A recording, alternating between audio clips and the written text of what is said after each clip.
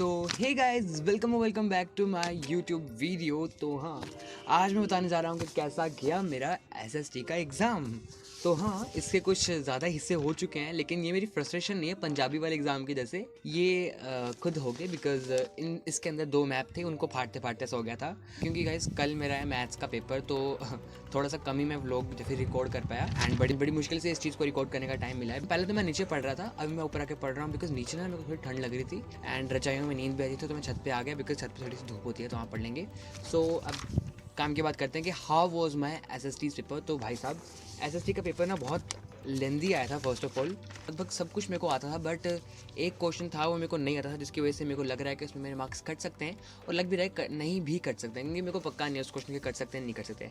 So guys, before moving further I wanted to tell you about very important thing which is Prayas book. Guys, मैं अपनी 2-3 video से प्रयास book के बारे में आपको बताते आ रहा हूँ एंड इसका रीज़न यही है कि प्रयास बुक इस वक्त के लिए आपके लिए बहुत ज़्यादा इंपॉर्टेंट है, बिकॉज एग्जाम सीजन चल रहे हैं। इसके बाद लेकर क्या करोगे, क्योंकि अगर अभी आप प्रयास बुक लेते हो तो आपको उसके अंदर मिलेंगे OMR sheets, answer sheets, marking schemes, ये वो सैम्पल पेपर, भाई मोस्ट इंपॉर्टेंट सैम्पल पेपर मिलेंगे आपको प्रयास बुक के अंदर। चाहे वो साइंस के, मैथ्स बेसिक, चाहे मैथ्स स्टैंडर्ड, चाहे वो SST, चाहे वो इंग्लिश।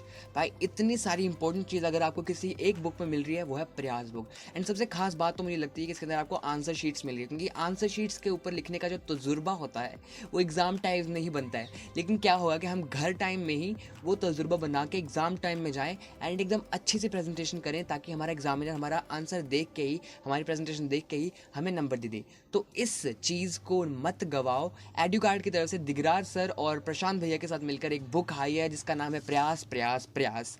अगर आपको ये बुक चाहिए तो link is in description, go check it out. Part A के अंदर MCQs होते हैं एकदम 12 के 12। उनके अंदर ना वो वाले क्वेश्चंस आए थे ना, मतलब मैं जब बाहर आके डिस्कस कर रहा था अपने फ्रेंड से, ऐसे क्वेश्चंस होते हैं जिसमें आता है कि इंडिया की जो पॉपुलेशन है वो कितने % से इंक्रीज़ कर रही है। ये वाले क्वेश्चन किसी ने पढ़े नहीं थे, वो मैंने पढ़े हुए थे, तो मैंने वो कर लिए। एंड एक क्वेश्चन 9th वाला भी आया था। शुक्र है भाई 9th अगर मैं हो तो भाई PSCB में हो, तो 9th का क्वेश्चन भी आया था 10th के अंदर।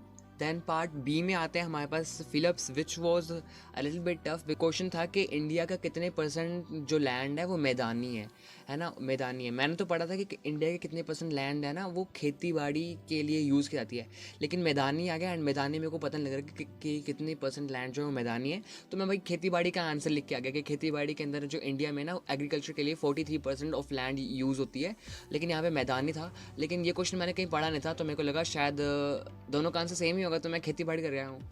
तो मुझे नहीं पता कि आंसर सही होगा कि नहीं होगा, बट हाँ मैं ये कर रहा हूँ, क्योंकि खाली छोड़ने से अच्छा कुछ लिख ही दो। और बेफालतू में अगर कोई मैं नंबर लिख दूंगा तो उसकी भाई चांसेस तो 1% होगा कि वो सही होगा कि नहीं होगा। फिर ना हमारे पास ट्रू फॉल्स आए थे। ट्रू फॉल्स वगैरह ना बहुत इजी आए थे, क्योंकि मैंने पढ़े हुए चैप्टर्स था ना, तो चैप्टर्स के बीच बीच में से ना लाइन उठा के डाल दिए, तो बस वो मैंने अच्छी तरह से पढ़े हुए थे वो उसने डाल दिए। देन एक क्वेश्चन था कि बॉक्साइट को ना कौन सी फील्ड में यूज़ होता है। इंग्लिश में तो फील्ड कहूँगा आई थिंक, ऐसे पंजाबी में तो सन्नत होता है। तो कह रहा है बॉक्साइट कौन सी फील्ड में यूज़ होता है, तो मेरे को पता लग गया कि कौन सी फील्ड में, मतलब कौन से मैन्युफैक्चरिंग में यूज़ किया जाता है। तो मेरे को साइंस से पता लगा, क्योंकि मैंने SST में मैंने ना ये वाला चैप्टर इतने ध्यान से नहीं पढ़ा था। तो मेरे को याद है कि बॉक्साइट तो यार एल्यूमिनियम का और होता है ना, तो फिर मैंने लिख दिया एल्यूमिनियम मैन्युफैक्चरिंग के अंदर ना बॉक्साइट को यूज़ किया जाता है। तो मतलब साइंस और SST का भी थोड़ा सा मैंने कन्वर्जन किया, जोड़ा, उनको कंपेयर किया, देन उसका आंसर लिख दिया। मैं तुम्हें ना इंग्लिश का फुल कर देता हूँ, क्योंकि मेरे को ट्रांसलेट नहीं होता भाई, हिंदी को इंग्लिश में, पंजाबी को इंग्लिश में कैसे करूँ मैं ट्रांसलेट। अब तुम्हें मैं इसकी फोटो कम्युनिटी पोस्ट में भी भेज दूंगा, तो तुम वहाँ पे देख लेना, तुम्हें पता लग ही जाएगा, ठीक है। देन होता है कि ऑर्गेनाइज सेक्टर आया था, देन थोड़ा सा हिस्ट्री के क्वेश्चन आए थे। ओ भाई मुझे समझ नहीं आ रहा क्या है ये, जैविक सुब्बा। देन एक क्वेश्चन था बायोटिक प्रोवियंस, आई थिंक मैं सही प्रोनाउंस कर रहा हूँ। बायोटिक प्रोवियंस का जो क्वेश्चन था ना वो मेरे को पढ़ा नहीं था, क्योंकि एकदम लेस इंपॉर्टेंट क्वेश्चन है। मेरे को लग ही नहीं रहा था कि क्वेश्चन आ सकता है, लेकिन जितना मैंने सब कुछ ऊपर ऊपर से पढ़ा था वो मैंने लिख दिया हूँ। मेरे ख्याल से मेरे को नंबर मिल जाना चाहिए उस बायोटिक प्रोवियंस के, ठीक है। तो ये ना पार्ट सी के अंदर ना 30 to 50 वर्ड्स के अंदर हमने 8 क्वेश्चन लिखने थे, जो कि 3-3 मार्क्स के थे। देन पार्ट डी के अंदर ना आते हैं हमारे 5-5 मार्क्स के क्वेश्चन। भाई ये वाले क्वेश्चंस ना मैंने पढ़े भी नहीं हुए थे, बट फिर भी आ गए। बिकॉज द क्वेश्चन वाज कि रेन वाटर जो मैनेजमेंट होती है in semi arid I think ARID, I don't know how to pronounce it, semi arid areas है इन राजस्थान, उसके अंदर ना रेन वाटर को कैसे मैनेज करते हैं। मेरे को लगा ये बेफालतू क्वेश्चन है क्योंकि हमारी नॉलेज के लिए, तो मेरे को पता नहीं, मतलब क्या बोल रहा हूँ मैं, मेरे को लग रहा था कि ये क्वेश्चन आएगा नहीं, बट फिर भी मैंने ऊपर ऊपर से ना उसका पैराग्राफ पढ़ लिया जो हमारे बुक में दिया हुआ था। एंड गाइस गैस व्हाट कि ये क्वेश्चन आ गया मेरे एग्जाम हॉल के आगे ना। सारे बच्चे आके कह रहे थे कि मंथन बता यार इसका आंसर क्या था, तूने कुछ लिखा है इसका, मतलब मैंने बता दिया कि भाई हम तो ऐसे से करते थे, तो मतलब मैंने ऐसे से पढ़ा था तो मैंने ऐसे से लिख दिया हूँ। एंड घर पे आके जब मैंने चेक किया तो वही आंसर सही निकला and I was so happy that मेरे 5 मार्क्स का क्वेश्चन एक सही हो गया। देन हमारा क्वेश्चन था कि एक कंज्यूमर कोर्ट्स जो होते हैं इंडिया के अंदर, उसके बारे में लिखो। वो भी बड़ा ईजी चैप्टर था, 4 क्वेश्चन है, हम सब में से और दिया हुआ है। लेकिन लास्ट वाला क्वेश्चन जो था मेरा सेट में, वैसे मेरा बाय द वे मेरा सेट था, आई थिंक ए सेट था मेरा, हाँ मेरा सेट था ए। तो इसमें क्वेश्चन था explain the powers of parliament और write the essential condition for the success of democracy. अब मेरे को दोनों क्वेश्चन नहीं आते थे, जो मेरे दिमाग में जो आ रहा था मैं वो लिख के आ गया, क्योंकि खाली छोड़ने से अच्छा मैं कुछ भी बकवास, मैं कुछ भी लिख दूँ ना तब मेरे को मार्क्स मिल जाएंगे। तो मुझे नहीं लगता मेरे को 5 मार्क्स मिलेंगे इसके, लेकिन हाँ आई कैन एक्सपेक्ट कि मेरे को 1-2 नंबर तो मिल ही जाएंगे and I am happy with that. ऐसा ना हो कि पूरा काटा ही बच जाए। देन सोर्स बेस्ड क्वेश्चन आए थे विच वॉज रिलेटेड ट्रिकी, लेकिन मैंने कर लिए थे, उसमें कुछ ऐसा पंगा नहीं पड़ा था। देन मैप, भाई साहब, भाई मैप में मैं सबसे वीक हूँ। इन मैप के अंदर ना एक तो मेरे को करना था highest forest cover union territory. अब भाई मुझे लग रहा था कि अंडमान निकोबार है, लेकिन मेरे को पता नहीं है कि अंडमान निकोबार कौन सा है। मैं लक्षद्वीप और अंडमान निकोबार में एकदम इतना वो था ना, कंफ्यूज था कि इनमें से कौन सा होगा। लेकिन फिर मेरे को याद में आया कि अंडमान कैसा है, लक्षद्वीप कैसा है, मैंने अंडमान को कर दिया। Then sandy soil region. Sandy soil region तो ऑब्वियसली मेरे को पता है, सैंडी के बारे में नाम सुनते ही मेरे पास ना राजस्थान का नाम आ जाता है। भाखड़ा डैम, इसे पंजाब में बोलते हैं पाखड़ा डैम, पाखड़ा डैम ऑब्वियसली पंजाब के इस वजह, तो मैंने पंजाब में कर दिया था। And then I don't know where is Nainital lake और a coal producing region. Coal producing region मैंने काफ़ी अच्छे तरीके से पढ़ा था, क्योंकि मेरे टीचर ने कहा था कि आ सकता है तो इसे अच्छे से पढ़ लेना। देन मैंने सारा पढ़ लिया था कौन कौन से देश में, लेकिन मुझे पता नहीं लगा कि मैं कहाँ टिक करूँ।